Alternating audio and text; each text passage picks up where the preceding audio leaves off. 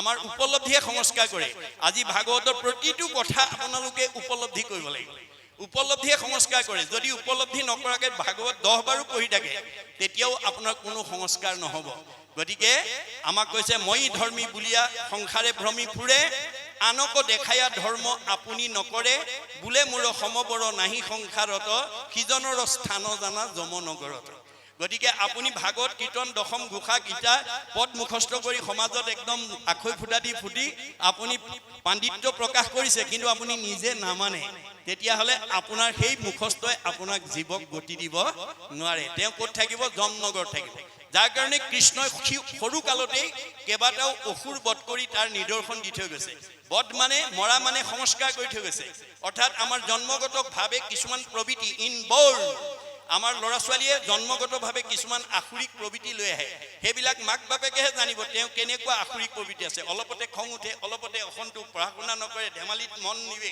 কাজিয়া পেচাল কৰি ভাল পায় ইত্যাদি ইত্যাদি সেইখিনি মাক বাপেকেহে জানিব গতিকে সেই সৰু কালতে যদি সেই প্ৰবৃত্তিবিলাকক মাৰি নলয় মাৰা মানে সংস্কাৰ কৰি নলয় তেতিয়াহ'লে তেওঁ কেতিয়াও ভৱিষ্যত ভাল সন্তান হ'ব নোৱাৰে সেইকাৰণে তেওঁ সৰু কালতে মাৰিছিল কাৰণেহে তেওঁ 7-8 বছৰ বয়সত মানে ব্ৰজৰ গোপীসকলৰ লগত মহাৰাস কৰিবলৈ সক্ষম হৈছিল ৰাস মানে ৰসই এবছৰ ৰাস আজি আমি এতিয়া ৰাস কৰি আছো আমি আত্মাই পৰমাত্মাৰ ৰস পান কৰি আছো এটোহে ৰাস কিন্তু আপোনাৰ মনটো যদি আখুৰিক প্ৰবৃত্তিয়ে ভৰি আছে ঘৰত এই থৈ অহা কামকেইটা কথা ভাবিছে ল'ৰা ছোৱালীকেইটা কথা ভাবিছে ব্যৱসায়টোৰ কথা ভাবি আছে তেতিয়াহ'লে আপোনাৰ ৰাসটো পূৰ্ণাংগ নহ'ব মনত ৰাখিব কথাটো সেইকাৰণে তেওঁ বহু অসুৰৰ ভিতৰত অন্যতম অসুৰ আছিল বকাসুৰ বক মানে বগলী বাহিৰটো বগা কিন্তু ভিতৰত কপট ৰাখে পানী জুৱলিত জুপ লৈ থাকে মুখৰ আগত পালে থপকে ধৰে আৰু খায় গতিকে আমাৰ কিছুমান মানুহ সাজে পোছাকে কথাই বতৰাই ধুনীয়া ভকত অন্তৰত থাকে কপট সুবিধা পালে সীমা ঠেলে সুবিধা পালে স্বাৰ্থ আদায় কৰে তেনেকুৱা স্বভাৱ লৈ যদি ভকতি কৰে আমি সেই ভকতিয়ে কেতিয়াও উদ্ধাৰ হ'ব নোৱাৰিম সেইকাৰণে কৃষ্ণই বকাসুৰক কেনেকৈ মাৰিছে দুফাল কৰি দিছে দুফাল কৰি কিয় দিছে যে তোমাৰ বাহিৰটো যেনেকুৱা বগা ভিতৰটো তেনেকৈ বগা কৰি লোৱা বাহিৰত এটা ভিতৰত এটা হলে তুমি কেতিয়াও মোৰ পৰা গতি পাব নোৱাৰিবা সত্যে সত্যে সখী মই কহিলো বুজাই বেশধাৰী লোকৰ কিঞ্চিত একো গতি নাই নভৰে কলসী যেন নিয়ৰৰ জলে তাহাৰো জানিবা সেই মতে নাহি গতি বুলি কৈছে গতিকে নিয়ৰৰ পানীয়ে যেনেকৈ কলহ ভৰাব নোৱাৰে আমাৰ কপটীয়া ভক্তিয়ে আমাক উদ্ধাৰ কৰিব নোৱাৰে সত্যে সত্যে সখী মই কহিলো বুজাই বেশধাৰী লোকৰ কিঞ্চিত একো গতি নাই নভৰে কলসী যেন নিয়ৰৰ জলে তাহাৰো গতি নাহি সেই মতে গতিকে আমাৰ কপটীয়া ভক্তিয়ে আমাক কেতিয়াও জীৱক উদ্ধাৰ কৰিব নোৱাৰে এই তথ্য আমাক দিছে তাৰ পিছত কৈছে ঘূৰ কলি যুগে কৃষ্ণ কথা অমৃতক পিউ সাৱধানে কৰিও যতন যাৱে প্ৰাণ থাকে মানে আপোনালোকে এনেকুৱা অনুষ্ঠানলৈ নিমন্ত্ৰণ পালে 10 বন কাটি কৰি আহিব কিয় মাধৱদেৱে কৈছে তোমাৰ গুণৰ মহিমা দেখিয়াই আন যত কাম দূৰতে তেজিয়া থৈলো আজি ইয়ালৈ অহা কাৰ ঘৰুৱা কাম নাই এনেকুৱা খেতি পথাৰ দিনত সবৰে প্ৰত্যেকৰে নিজৰ নিজৰ কিছুমান বিষয়ৰ কাম আছিল সব এই থৈ আহিছে কিয় আন কৰ্মে লগাইলে যতেকো সিউ হুৱে বৃথা জনমো বৃথা হুৱে নুশুনয় কৃষ্ণ কথা আপুনি জন্মৰ পৰা মৃত্যুলৈকে ৰাতিপুৱা শুই উঠাৰ পৰা গধূলা শুৱালৈকে কেৱল লগত নিব নোৱাৰা ধন সম্পত্তি চিন্তাতে যদি আপুনি গতি কৰে তেতিয়া আমাৰ জীৱৰ গতি কি হ'ব আমি মিছাৰ পিছত গ'লে কি হ'ব মাধৱদেৱে কৈছে হৰিষি কেৱল সঁচা মাত্ৰ ৰাম ৰাম ৰাম ৰাম ৰাম তান্ত বিনে মিছা যত দেখি শুনি মানে আমি পৰিদৃশ্যমান জগতখনত চকুৰে যিমান দেখিছো কাণেৰে যিমান শুনিছো সব মিছা আজি আছে কালিলৈ নাই সঁচা কেৱল হৰি কিন্তু আমি কি কৰিছো जितु मिसा ताको आशा करी राम राम राम राम राम दुराचार मन मरख केन अज्ञाने आजिर दरे साधुर संगले आही शास्त्र उपदेश नजनार कारणे आमी रातिपुवा शुई उठार পৰা গধূলা খোৱালৈকে কিহৰ পিছত গৈ আছো যে যিবিলাক মিছা যিবোৰ লগত নিব নোৱাৰো তাৰ পিছত দৌৰি আছো ধন ধান টকা পইচা গাড়ী মটৰ পকা ঘৰ দুৱাৰ ইন্দ্ৰিয় সুখ ভোগ পদমৰ্যাদাক লৈ আমি গতি কৰিছো তে আমাৰ জীৱটোৰ অৱস্থা কি হ'ব আমাক কৈছে নেৰিবেক ধনে ধনে মানে আশকতি নাপাইবে উদ্ধাৰ সখী যাইবে অধুগতি গতিকে আমি এই তথ্য নাজানি যদি লগত নিব না ধনৰ পিছত গৈ থাকো আমাৰ জীৱৰ গতি কি হ'ব বেৰে কৈছে ধায়তু বিষয়ান পুঞ্চ সংগস্তে সুপ্রজায়তে সংগাত সংজায়তে কাম কামাত ক্রোধ বিজায়তে ক্রোধাত ভবতি সন্মোহ সন্মোহাত স্মৃতি বিভ্রম স্মৃতি ভংসাত বুদ্ধিনাশং বুদ্ধিনাশাত প্ৰণশ্যতি। গতিকে আমি লগত নিব নোৱাৰা ধন সম্পত্তি পিছত বাসনা কৰি গৈ থাকোঁতে যদি বাধা আহি পৰে খং উঠিব, খং উঠিলে মোহগ্ৰস্ত হ'ব, মোহগ্ৰস্ত হ'লে স্মৃতি নষ্ট হ'ব, স্মৃতি নষ্ট হ'লে বুদ্ধি নষ্ট হ'ব, আৰু বুদ্ধি নষ্ট হ'লে পথ বাচিব নোৱাৰি আকৌ 84 নৰকত জাহ যাব লাগিব। আমি 84 যোনি অতিক্ৰম কৰিহে মানুহৰ জন্ম পাইছোঁ। বিংশতি লক্ষণম স্থাৱৰম, আমি প্ৰত্যেকে 20 লক্ষ বাৰ বিভিন্ন প্ৰজাতিৰ গছ গছনি হৈ আহিছোঁ। নৱলক্ষম জলজ, 9 লক্ষ বাৰ আমি বিভিন্ন প্ৰকাৰ মাছ মগৰ হৈ আহিছোঁ। নৱলক্ষম কুৰ্মাঞ্চ, 9 লক্ষ বাৰ আমি উভচৰ প্ৰাণী কাছৰ দৰে জীৱন ধাৰণ কৰি আহিছোঁ। 10 লক্ষ পক্ষী নাম, 10 লক্ষ বাৰ আমি বিভিন্ন প্ৰজাতিৰ 30 লক্ষ পশু নাম, 30 লক্ষ বাৰ আমি বিভিন্ন প্ৰজাতিৰ জীৱ জন্তু হৈ আহিছোঁ। 10 লক্ষ পক্ষী নাম, 10 লক্ষ বাৰ আমি বিভিন্ন প্ৰজাতিৰ চৰাই চিৰিকটি হৈ আহিছোঁ। 70 লক্ষ বানৰা, 4 লক্ষ বাৰ আমি বান্দৰৰ জন্ম পাইছোঁ। 2 লক্ষ দমান বা হিতাহিত জ্ঞান শূন্য, 2 লক্ষ বাৰ হিতাহিত জ্ঞান শূন্য অৰ্ধমানৱ চিম্পাঞ্জীৰ দৰে জন্ম ধাৰণ কৰিছোঁ। এই 84 যোনি অতিবাহিত কৰাৰ পিছত তথৌ মনুষ্যত্ব প্ৰাপ্য তত কৰ্মাণি সাধয়িত, তাৰপিছতে সৌভাগ্যক্ৰমে পুণ্য সঞ্চয় কৰি মানুহ নামৰ উপাধিটোলৈ প্ৰমোচন পাইছোঁ। মানুহ নামৰ উপাধিটোলৈ প্ৰমোচন পালেই আজিৰ দৰে ভক্তি কৰি আমি জীৱ পূৰ্ব জন্মৰ কৰ্মবন্ধ বিনাশ কৰি আমাৰ জীৱই মুক্তি পাব পাৰে। আমাৰ পূৰ্ব জন্ম কৰ্মফল 3টা, প্ৰাৰব্ধ আৰব্ধ অনাৰব্ধ। প্ৰাৰব্ধ মানে পূৰ্ব জন্ম কৰ্মবন্ধ, পূৰ্ব জন্ম বাসনা আমাৰ অপূৰণীয় হৈ থকাৰ কাৰণে আপোনালোক আজি এই 1 নম্বৰ মানে খকনগুৰি গাঁৱত বাস কৰি আছে। গতিকে আপোনালোকৰ বাসনা অপূৰণ হৈ আছে। গতিকে এই বাসনা পূৰণ কৰিবলৈ হ'লে আমি ভক্তি কৰিবই লাগিব। আপোনাৰ আজিৰ দৰে ভাগৱত শুনিবই লাগিব। আজি এই জন্মত নহয়, পিছৰ জন্মত নহয়, কোটি জন্মত। মানুহৰ জন্ম পাই আজিৰ দৰে যদি ভকতি নকৰে জীৱই এই সংসাৰ চক্ৰত অহা যোৱা কৰি থাকিব লাগিব। পুনৰপি জনমম পুনৰপি মৰণম হৈ থাকিব লাগিব। আপুনি যিমান দামী কাপোৰেই নিপিন্ধক মলি পৰিবই, মলি গুচাবলৈ চাবোন চাৰ ব্যৱহাৰ কৰিবই লাগিব। মই খকনগুৰি গাঁৱৰ আটাইতকৈ ধনী মানুহ, বিদ্যাৱন্ত, শ্ৰীমন্ত, সম্পদশালী বুলি আজিৰ অনুষ্ঠানলৈ যদি কোনোবাই নাহে তেওঁ আজিৰ মানে তেওঁৰ মলি কেতিয়াও কলিমল মায়ামলৰ পৰা তেওঁ মুক্ত হ'ব নোৱাৰিব। গতিকে ধন টকা পইচা গাড়ী মটৰ পকা ঘৰ দুৱাৰে জীৱক গতি দিব নোৱাৰে, শৰীৰটো সুস্থ কৰি ৰাখিব নোৱাৰে, মনত শান্তি প্ৰদান কৰিব নোৱাৰে। বহুত ধন টকা পইচা থকা মানুহৰো পাৰিবাৰিক অশান্তি আছে। স্বামী স্ত্ৰীৰ মাজত মনোমালিন্য, শাহু বোৱাৰীৰ মাজত মনোমালিন্য, ককাই ভাইৰ মাজত মনোমালিন্য, সীমা ঘৰীয়া মাজত মনোমালিন্য। এতিয়া আমি কি বুজিব লাগিব যে পাৰ্থিৱ ধন টকা পইচা গাড়ী মটৰে আমাক প্ৰকৃত শান্তি দিব নোৱাৰে। সেইকাৰণে ভাগৱতত কৈছে সুমংগলেই অমংগল, জানা কৃষ্ণ বিনে, কৃষ্ণ নাম নোলোৱা পৰ্যন্ত, কৃষ্ণ সংস্কৃতি অৱলম্বন নকৰা পৰ্যন্ত আমাৰ জীৱশ্ৰেষ্ঠ মানুহ কেতিয়াও সংস্কাৰ হ'ব নোৱাৰে। পাৰ্থিৱ ধন টকা পইচা গাড়ী মটৰ পকা ঘৰ দুৱাৰে আপোনাৰ শৰীৰটো বেমাৰ নোহোৱাকৈ সুস্থ কৰি ৰাখিব নোৱাৰে। যেতিয়ালৈকে ভাগৱতৰ কথা শুনি 8 প্ৰকাৰ সদাচাৰ আপুনি আহৰণ নকৰিব তেতিয়ালৈকে আপুনি শৰীৰটো সুস্থ কৰি ৰাখিব নোৱাৰিব, মনটো আনন্দত ৰাখিব নোৱাৰিব। অৰ্থাৎ পাৰ্থিৱ বিনাশী ধন টকা পইচা গাড়ী মটৰ পকা ঘৰ দুৱাৰে আমাক মনত স্থায়ী শান্তি দিব নোৱাৰে, জীৱক কৰ্মবন্ধ মুক্ত কৰি মুক্তি দিব নোৱাৰে। সেইকাৰণে আমাৰ সকলো জীৱই এই পৃথিৱীত মানুহৰ জন্ম পাবৰ কাৰণে বাঞ্ছা কৰে বুলি বেদত উল্লেখ আছে। কেনেকৈ? পৰৰ উপকাৰৰ দ্বাৰা। পৰোপকাৰে ফলন্তি বৃক্ষ, গছবিলাকে ফল দি আছে, নিজে নাখায়, জীৱ জন্তুক খুৱাইছে, মানুহক খুৱাইছে, উপকাৰ সাধন কৰিছে। কি লাগে? মানুহৰ জন্ম লাগে। পৰোপকাৰে দুগ্ধন্তি গাব, গাইবিলাকে গাখীৰ দি আছে, নিজে নাখায়, আনক খুৱাই আছে। কি লাগে? মানুহৰ জন্ম লাগে। পৰোপকাৰে বহন্তি নদ্যা, নদীবিলাক বৈ আছে পৰৰ উপকাৰ সাধন কৰি। কি লাগে? মানুহৰ জন্ম লাগে। প্ৰকৃতি জগতৰ সকলো জীৱই মানুহ জন্ম পাবৰ কাৰণে অহোৰাত্ৰ চেষ্টা কৰি আছে। প্ৰকৃতি জগতৰ দূৰৰ কথা, স্বৰ্গৰ দেৱতাসকলেও ব্ৰহ্মাকে প্ৰমুখ্য কৰি 33 কোটি দেৱতাই এই ধৰাধামত মানুহৰ জন্ম পাবৰ কাৰণে বাঞ্ছা কৰে বুলি বেদত উল্লেখ আছে। কি বুলি? অতোহি দেৱা ইচ্ছন্তি জন্ম ভাৰত ভূতলে। এই ভাৰত ভূমিত যদি মানুহৰ জন্ম পায় আজিৰ দৰে ভক্তি কৰি জীৱই মুক্তি পাব পাৰে। গতিকে স্বৰ্গত ভোগবাদ বস্তুবাদ আছে, ভক্তিবাদ নাই। সেইকাৰণে 33 কোটি দেৱতাই এই ধৰাধামত মানুহৰ জন্ম পাবৰ কাৰণে বাঞ্ছা কৰে। তদুপৰি আমাৰ পৃথিৱীৰ ভিতৰত ভাৰতবৰ্ষৰ চাৰিসীমাত মানুহৰ জন্ম পোৱা সকল চাৰি ধন্যৰ পাত্ৰ বুলি মহাপুৰুষে উল্লেখ কৰি থৈ গৈছে।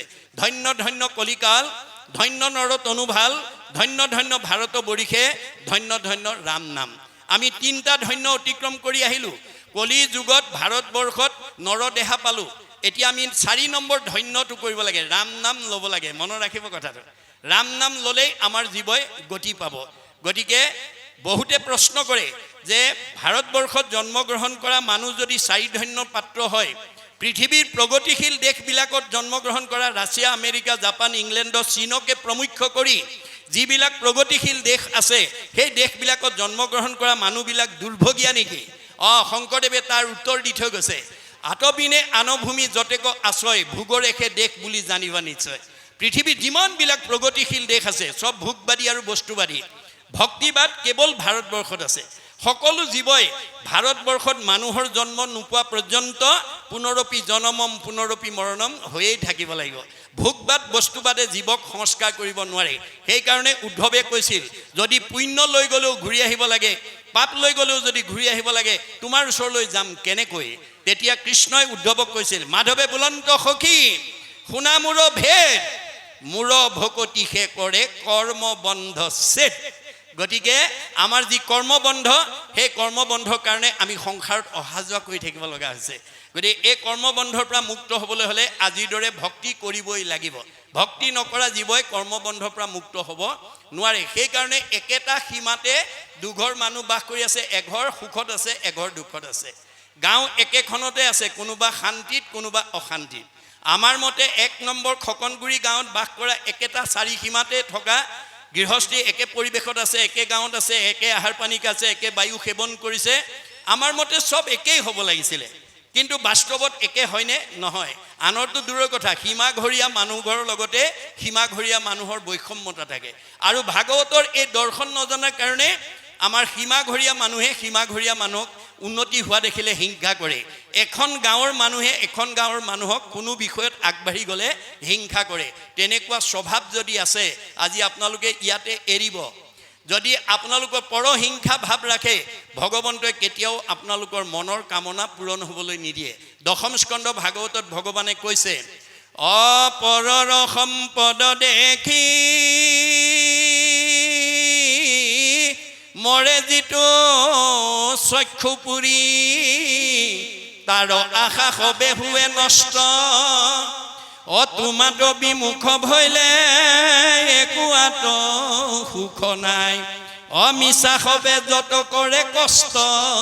আপুনি যিমান কষ্ট কৰি উপাৰ্জন নকৰক কিম্বা, তেওঁ থকা হৃদয়খনত যদি আপুনি পৰহিংসা ভাৱ লৈ থাকে, আপোনাৰ মনৰ বাঞ্ছা ভগৱানে কেতিয়াও পূৰণ হ'বলৈ নিদিয়ে। মনৰ কামনা পূৰণ নোহোৱা কোনো মানুহে খোলা হাঁহি মাৰিব নোৱাৰে। খোলা হাঁহি মাৰিব নোৱাৰা মানুহৰ চেহেৰা ভাল নহয়, কমনীয়তা নেবাঢ়ে, পৰমায়ুস নাবাঢ়ে। বাইবেলত চলোমনে কৈছে, মেৰী হাৰ্ট ডুৱেট good like a medicine, A broken heart dried the bone. যাৰ হৃদয়ত আনন্দ থাকিব, মেডিচিনৰ দৰে কাম কৰিব। চেহেৰা ধুনীয়া কৰিব, কমনীয়তা বাঢ়িব, পৰমায়ুস বাঢ়ি যাব। যাৰ হৃদয়ত দুখ বেদনাই ভৰি থাকে, সি আৰু ঘিউ মৌ খাওক, হাড়লৈকে শুকাই যাব। আহাৰে চেহেৰা ভাল কৰিব নোৱাৰে, মনটো যদি আনন্দত ৰাখিব নোৱাৰে। গতিকে আমি মনটো আনন্দত ৰাখিবলৈ হ'লে আনন্দ আপুনি বিচাৰিব নালাগে, আনন্দই আপোনাৰ ঘৰ বিচাৰি আহে। কপিলে মাকক কৈছে, মা তুমি জীয়া মানুহৰ দৰে থাকিবলৈ শিকা। মাকে কৈছে, বোপাই মৰা মানুহ আছেনে? মৰা মানুহৰ সংখ্যা এতিয়া পৰিয়ালত, সমাজত, পৰিৱেশত বেছি। কোনবিলাক মৰা মানুহ? সাধুৰ সংগে কৃষ্ণ কথা নুশুনে যি নৰ, জীৱন্ততে মৰা সিটো অধম পামৰ। আজিৰ দৰে ভাল মানুহৰ সংগত আহি মনত আনন্দ লগা কথা যি নুশুনে, সি মনত বেয়া লগা কথাই শুনি থাকিব লাগিব। যাৰ মনত বেয়া লাগি থাকে, সি জীয়াতে মৰা। গতিকে আমি জীয়া মানুহ হ'বলৈ হ'লে আপোনাৰ ঘৰলৈ ৰাতিপুৱা শুই উঠাৰ পৰা গধূলা খোৱালৈকে আলহী অতিথি ভকত বৈষ্ণৱ বন্ধু বান্ধৱক লগ পালে ভগৱানে কৈছে, মূৰ শুনিৰ মল কথা কহন্ত শুনন্ত, মুঠবিনে চিত্ত আন দেৱত নেদন্ত, পৰম আনন্দ আখি মনত মিলয়, তেবে তাক আৰু তিনি তাপে নচুৱায়। আপুনি আনন্দ বিচাৰিব নালাগে, আনন্দই আপোনাৰ ঘৰ বিচাৰি আহিব। যি ৰাতিপুৱা শুই উঠাৰ পৰা গধূলা খোৱালৈকে ঈশ্বৰৰ কথা কয় আৰু শুনে, গায়, তেওঁ ঘৰলৈ আনন্দ আহিব। এই তথ্য নাজানি আপোনাৰ ঘৰলৈ অহা আলহী অতিথি ভকত বৈষ্ণৱ বন্ধু বান্ধৱক লগ পালে যদি পৰচৰ্চা পৰনিন্দা পৰ সমালোচনা পাতে, আপোনাৰ সমালোচনাই যদি আনৰ অন্তৰত আঘাত দিয়ে, সমালোচনা কৰা দুজনৰ কি হ'ব? ভগৱানে কৈছে পাপায় পৰপীড়নম। আপুনি দুখ বিচাৰিব নালাগে, দুখ আপোনাৰ ঘৰলৈ নিজে আহিব, পাপ আপোনাৰ ঘৰলৈ নিজে আহিব। আপুনি কৰা আলোচনা সমালোচনাই যদি আনৰ অন্তৰত আঘাত দিয়ে, তেতিয়া আপোনাৰ ঘৰলৈ পাপ আহিব, আৰু পাপ অহাৰ লগে লগে দুখ দুৰ্গতি নিজেই নামি আহিব। আপুনি মাতিব নালাগে, দুখ দুৰ্গতি নিজে আহিব। গতিকে এই স্বভাৱ এৰি আমি যাতে ভাগৱতৰ দৰ্শনৰ মাজেদি আগুৱাই যাব পাৰোঁ। আপুনি কৃষ্ণক বিচাৰিব নালাগে, কৃষ্ণই আপোনাৰ ঘৰ বিচাৰিব। কৃষ্ণ মানে আনন্দ। মনত ৰাখিব কথাটো। যিখন ঘৰত পুৱা গধূলি ধূপ ধূনা জ্বলিব, ঈশ্বৰ উপাসনা কৰিব, সেইখন ঘৰলৈ কৃষ্ণ আহিব। ভাগৱতে কৈছে যেই নাম সেই হৰি, জানা নিষ্ট কৰি নামৰ সংগ নচাৰন্ত হৰি। যিখন ঘৰত পুৱা গধূলি ধূপ ধূনা জ্বলিব, ঈশ্বৰ উপাসনা কৰিব, সেইখন ঘৰলৈ কৃষ্ণ আহিব। কৃষ্ণত অহা ঘৰখনৰ পৰিয়াল আনন্দত থাকিব, মিলা প্ৰীতিত থাকিব, মৰম চেনেহত থাকিব, একতাৰ দোলেৰে বান্ধ খাই থাকিব। আৰু যিখন ঘৰত আজি তাৰিখলৈকে সেই পৰিৱেশ নাই, তালৈ কোন আহিব? ভাগৱতে কৈছে শ্ৰৱণ কীৰ্তন জৈত কৃষ্ণৰ নকৰে, তৈতেহে ৰাক্ষসীগণে বিঘিনি আচৰে। যিখন ঘৰত পুৱা গধূলি ধূপ ধূনা নজ্বলে, ঈশ্বৰ উপাসনা নকৰে, সেইখন ঘৰলৈ অঘাসুৰ, বকাসুৰ, পলম্বাসুৰ, অৰিষ্টাসুৰ, পুতনা, ব্যোমাসুৰ, ধেনুকাসুৰ চব আহিব। গতিকে শংকৰদেৱে এই ভাগৱত ধৰ্ম সংঘ, অনাসংঘ, বামুণীয়া, কীৰ্তনীয়া, সত্ৰ সমাজৰ কাৰণে দিয়া নাই। মনত ৰাখিব, শংকৰদেৱে ভাগৱত পৃথিৱীৰ জীৱশ্ৰেষ্ঠ মানুহ তৰণৰ কাৰণে দিছে। সেইকাৰণে তেওঁ কি বুলি আহ্বান কৰিছে? উবা নৰলোক হৰি ভজিউক, ধৰা ইটো উপদেশ, এৰা আলজাল জীৱা কটকাল, জৰা ভৈল পৰৱেশ। পৃথিৱীৰ জীৱশ্ৰেষ্ঠ মানুহক ভগৱানক ভজিবৰ কাৰণে আহ্বান জনাইছে। যাৰ কাৰণে তেওঁ সেই আহ্বানৰ প্ৰতি সঁহাৰি জনাই মহামানৱ মহাত্মা গান্ধীয়ে এটা মন্তব্য কৰি থৈ গৈছে। কি বুলি? What Sankardev was alone able to do, nowadays the whole army of the English knowing people cannot do. বিশ্বত এতিয়ালৈকে যিমানবিলাক গুৰু আবিৰ্ভাৱ হ'ল, শংকৰদেৱৰ সমান মানে সকলো মানৱ জাতিৰ কাৰণে অমূল্য অৱদান কোনো গুৰুৱে দিব পৰা নাই। আৰু সেইজন গুৰু শংকৰদেৱ অসম মাতৃৰ বুকুত আবিৰ্ভাৱ হোৱাৰ কাৰণে মহাত্মা গান্ধীয়ে অসমবাসীক ভূয়সী প্ৰশংসা কৰি থৈ গৈছে। কি বুলি? Assamese indeed fortunate, for Shankardeva has 5 centuries back given to Assamese people an ideal which is also my ideal of Ram Rajya. মই যিখন ৰাম ৰাজ্য অসমত প্ৰতিষ্ঠা কৰাৰ মানস কৰি আহিছিলোঁ, শংকৰদেৱে 500 বছৰৰ পূৰ্বতে সেই ৰাম ৰাজ্য অসমত প্ৰতিষ্ঠা কৰি থৈ গৈছে। অসমবাসী সঁচাকৈয়ে ভাগ্যৱান। কিন্তু আজি আমি গুৰুজনৰ দৰ্শন এই আজিৰ দৰে পুংখানুপুংখভাৱে আলোচনা নকৰাৰ কাৰণে আমাৰ একেখন গাঁৱতে দুটা নামঘৰ, দুখন সমাজ আদি বাস কৰি থাকিব লগা হৈছে। কিন্তু শংকৰদেৱে সকলোকে আনি এটা জাতি বৰ্ণ বৈষম্যহীন এখন সমাজ প্ৰতিষ্ঠা কৰি থৈ গৈছিল। তেওঁ এজন দাৰ্শনিক পণ্ডিতো আছিল, যাৰ কাৰণে তেওঁ জানিছিল যে caste system is the model enemy of socialism. Socialism cannot come until to caste system is ended.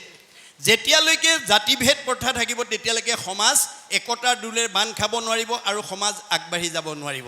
গতিকে আমাৰ জাতিভেদ প্ৰথা নিৰ্মূল কৰিবৰ কাৰণে শংকৰদেৱে প্ৰথম পদক্ষেপ লৈছিল। আপোনালোকে জানে শংকৰদেৱৰ আবিৰ্ভাৱৰ আগত অসমক মানে অন্ধকাৰ যুগ বুলি কোৱা হৈছিল। যিটো সময়ত অসমৰ মানুহে ধৰ্মৰ নামত মানুহ অন্যান্য প্ৰাণী বলি দিয়া দূৰৰ কথা, মানুহ বলি দিবলৈও কুণ্ঠাবোধ কৰা নাছিল। তেনে এটা সময়তে শংকৰদেৱ অসম মাতৃৰ বুকুত আবিৰ্ভাৱ হৈ অসমৰ চাৰিওফালে ঘূৰি চাই দেখিলে যে অসমত বিভিন্ন জাতি জনগোষ্ঠীৰ লোকে বসবাস কৰি আছে, আৰু এই সকলোবিলাক ঈশ্বৰৰ অমৃতৰ সন্তান। এই আধ্যাত্মিক জ্ঞানটো, এই আত্মসম্পৰ্কীয় জ্ঞানটো মই যদি অসমবাসীক দি যাব নোৱাৰোঁ, অনাগত দিনত এওঁলোক কেতিয়াও একতাৰ দোলেৰে বান্ধ খাব নোৱাৰিব, সমন্বয়ৰ সেতু বান্ধিব নোৱাৰিব। সেইকাৰণে তেওঁ প্ৰথম সমাজ সংস্কাৰ পথটোকে হাতত তুলি লৈছিল। কেনেকৈ? এই দ্বিতীয় স্কন্ধ ভাগৱততে উল্লেখ আছে। কিৰাত কছাৰী খাচী গাৰু মিৰি যবন কংক গোৱাল ধুবাজে তুৰুক অসম লোক কুবাচ মেল চান্দাল আনু হব পাপী কৃষ্ণ সেৱকৰ সংগত পবিত্ৰ পবিত্ৰ হয় হৰিত একান্তে ভকতি কৰিয়া বৈকুণ্ঠে সুখে চলয়। আজি এই প্ৰচাৰ শাখাৰ জৰিয়তে অনুষ্ঠিত কৰা এই ভাগৱত অনুষ্ঠানলৈ এই অঞ্চলৰ সকলো জাতি জনগোষ্ঠী মানুহ আহি শুনিব পাৰে, ইয়াত কোনো বাধা নাই। সেইকাৰণে তেওঁ সকলোকে যে এক ভগৱানৰ অংশ জীৱ এই কথাটো বুজাই দিবৰ কাৰণে সকলো জাতিৰ পৰা তেওঁ ভকতক সংস্কাৰ কৰি আনিছিল। কেনেকৈ? ভগৱন্তৰ হাজাৰটা নামৰ পৰা এটা এটা নাম দি সংস্কাৰ কৰি লৈ আহিছিল, আনি সমাজক পৰিচয় কৰাই দিছিল। কি বুলি? হেৰা সমাজৰ লোকসকল, মই আজি তোমালোকৰ মাজলৈ গাৰুৰ ভকত আনিছো দেই। এওঁক আজিৰ পৰা তোমালোকে গাৰু বুলি নিন্দা নকৰিবা, এওঁ ঈশ্বৰৰ অমৃতৰ সন্তান। এওঁক তোমালোকে আজিৰ পৰা গোবিন্দ আতৈ বুলিবা। এয়া মই নগাৰ ভকত আনিছো, এওঁক আজিৰ পৰা তোমালোকে নৰোত্তম আতৈ বুলিবা। এয়া মই যৱনৰ ভকত আনিছো, এওঁক আজিৰ পৰা তোমালোকে জয় হৰি আতৈ বুলিবা। এয়া মই কাৰ্বিৰ ভকত আনিছো, এওঁক আজিৰ পৰা তোমালোকে ভোলাই আতৈ বুলিবা। এয়া মই জয়ন্তীয়াৰ ভকত আনিছো, এওঁক আজিৰ পৰা তোমালোকে মাধৱ আতৈ বুলিবা। এয়া মই হীৰাৰ ভকত আনিছো, এওঁক আজিৰ পৰা তোমালোকে মথুৰা দাস আতৈ বুলিবা। এয়া মই আহোমৰ ভকত আনিছো, এওঁক আজিৰ পৰা তোমালোকে নৰহৰি আতৈ বুলিবা। এয়া মই কছাৰীৰ ভকত আনিছো, এওঁক আজিৰ পৰা তোমালোকে বলাই ৰমাই বুলিবা। এয়া মই মিচিঙৰ ভকত আনিছো, এওঁক আজিৰ পৰা তোমালোকে পৰমানন্দ আতৈ বুলিবা। এয়া মই দেউৰীৰ ভকত আনিছো, এওঁক আজিৰ পৰা তোমালোকে বৈকুণ্ঠ আতৈ বুলিবা। এয়া মই কৈবৰ্তৰ ভকত আনিছো, এওঁক আজিৰ পৰা পূৰ্ণানন্দ আতৈ বুলিবা। এয়া মই বনিয়াৰ ভকত আনিছো, এওঁক আজিৰ পৰা তোমালোকে হৰিদাস আতৈ বুলিবা। এয়া মই কোচৰ ভকত আনিছো, এওঁক আজিৰ পৰা তোমালোকে মুৰাৰী আতৈ বুলিবা। এয়া মই কলিতাৰ ভকত আনিছো, এওঁক আজিৰ পৰা তোমালোকে গোপাল আতৈ বুলিবা। এয়া মই ভুটিয়াৰ ভকত আনিছো, এওঁক আজিৰ পৰা তোমালোকে দামোদৰ আতৈ বুলিবা। এয়া মই মানে নাপিতৰ ভকত আনিছো, এওঁক আজিৰ পৰা নাৰায়ণ ঠাকুৰ এটা বুলিবা। এয়া মই তিৱাৰ ভকত আনিছো, এওঁক আজিৰ পৰা সুদাম আতৈ বুলিবা। এয়া মই কায়স্থৰ ভকত আনিছো, এওঁক আজিৰ পৰা তোমালোকে হতাই আতৈ বুলিবা। এয়া মই মুছলমানৰ ভকত আনিছো, এওঁক আজিৰ পৰা তোমালোকে শ্যাম কাই আতৈ বুলিবা। তাৰ পৰা অপ্ৰভংশ হৈ চান্দ খাই হৈছে। এয়া মই ব্ৰাহ্মণৰ ভকত আনিছো, এওঁক আজিৰ পৰা অনন্ত কণ্ডলী সাৰ্বভৌম ভট্টাচাৰ্য বুলিবা। এই ধৰণে সকলো জাতি জনগোষ্ঠীৰ পৰা ভকতক সংস্কাৰ কৰি আনি বৰ্ণ বৈষম্যহীন এখন সমাজ প্ৰতিষ্ঠা কৰি তেওঁ ঘোষণা দি থৈ গৈছিল। কি বুলি? অহৰিক ভজয় যিটো তাকে বোলে জাতি, কৃষ্ণ বিমুখ যিটো সেহিকে অজাতি। দুটা ভাগত ভগাই থৈছে দেই। প্ৰথম স্কন্ধ ভাগৱতটো ভাগৱতে অৰ্থাৎ ভগৱানে মানুহক দুটা ভাগত ভগাই থৈছে। যে কৃষ্ণ বৈকুণ্ঠ প্ৰয়াণ হোৱাৰ লগে লগে 28,000 ঋষিয়ে যেতিয়া কৃষ্ণ বৈকুণ্ঠলৈ যোৱাৰ লগে লগে কলি আহিল বুলি হাজাৰ হাজাৰ বছৰ যজ্ঞ কৰি যজ্ঞৰ ধোঁৱাৰে যেতিয়া ধোঁৱা বৰণীয়া হৈ গৈছিল, তেতিয়া তেওঁলোকে কলিক খেদিব নোৱাৰি অৱশেষত সেই সময়লৈকে পদহেলিত অৱহেলিত নিষ্পেষিত হীন জাতি বুলি ঋষি সমাজত বহিবলৈ নিদি বহুত যোজন আঁতৰত বহিবলৈ দিয়া সুতক আহ্বান কৰি আনি সৌনকে গুৰু আসনত বহুৱাই যেতিয়া নিবেদন কৰিছিল। কি বুলি?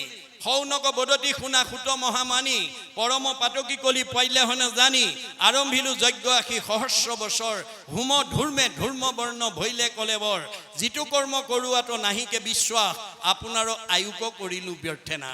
যে আমি কৃষ্ণ বৈকুণ্ঠ প্ৰায়ণ হোৱাৰ লগে লগে পৃথিৱীলৈ কলি আহিল বুলি জানি কলি পাপৰ পৰা জীৱ শ্ৰেষ্ঠ মানুহক উদ্ধাৰ কৰিবৰ কাৰণে হাজাৰ হাজাৰ বছৰ যজ্ঞ কৰি যজ্ঞৰ ধোঁৱাৰে ধোঁৱা বৰণীয়া হৈ গ'ল, কিন্তু ফল একো কৰিব নোৱাৰিলো। সম্প্ৰতি তুমি চিন্তি উক মহাহিত, কৰাই উক পান কৃষ্ণ চৰিত্ৰ অমৃত। 28,000 বেদজ্ঞ শাস্ত্ৰজ্ঞ টিকালজ্ঞ ঋষিয়ে কলিত যদি যজ্ঞ কৰি বিফল হৈছে, আমি সফল হ'ম নেকি? এই কথা উপলব্ধি কৰিব লাগিব। গতিকে সম্প্ৰতি তুমি চিন্তি উক মহাহিত, কৰাই উক পান কৃষ্ণ চৰিত্ৰ অমৃত। তুমি এতিয়া আমাক কৃষ্ণ চৰিত্ৰ পান নকৰিলে আৰু আমাৰ গত্যন্তৰ নাই। এই আহ্বান শুনি সুতে কি মন্তব্য দিছিল? কিনো মহাভাগে তোমাখাৰ আগে, কহিবু কৃষ্ণৰ লীলা, মাধৱৰ কথা সম্যকে পুছিলা। মোক জীৱদান দিলা। হে শৌনক প্ৰমুখ্যে 28,000 ঋষি, তোমালোকে আজি মোক আনি কৃষ্ণ কথা ক'বলৈ কৈ মোক জীয়া মানুহ কৰি তুলিলা। মই এই সময়লৈকে মৰা মানুহ হৈ আছিলোঁ।